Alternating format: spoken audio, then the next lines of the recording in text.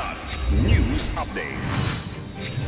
Mga balita ngayon, aktibong sundalo tinutugis sa pamamaril sa Katarman, Northern Samar, isa patay, isa sugatan. High-powered firearm nabawi sa sustained security operation sa Antipolo.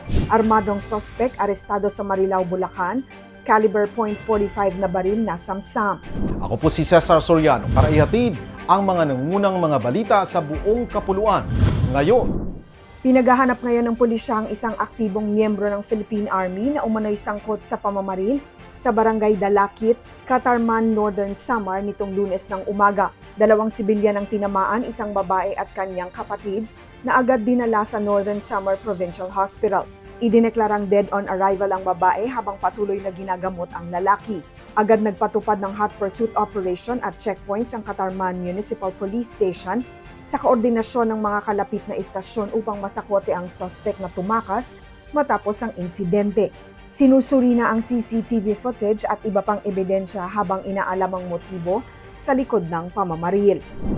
Narecover ng 80th Infantry Steadfast Battalion ng Philippine Army sa ilalim ng Joint Task Group 7-2 ang isang Bushmaster AR-15 M4 rifle, 10 bala ng 5.56 mm at isang short magazine sa security operation sa Sitio Panusugin, Barangay San Jose, Antipolo City.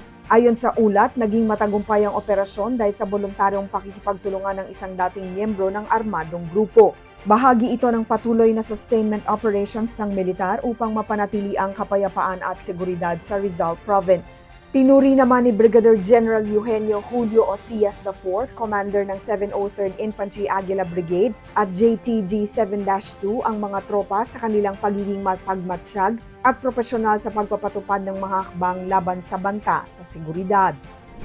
Arestadong isang 46 anyos na lalaki matapos umanong manutok ng baril at magbanta ng kamatayan sa Barangay Lorna de Gato, Marilao, Bulacan noong March 1. Agad rumesponde ang mga nagpapatrolyong pulis at naaresto ang suspect na samsam mula sa kanyang isang .45 caliber na baril at 8 bala. Sasampahan siya ng kasong paglabag sa RA 10591 o illegal possession of firearm and ammunition at grave threat sa Piskalya sa Malolos City ayon sa Bulacan Police Provincial Office.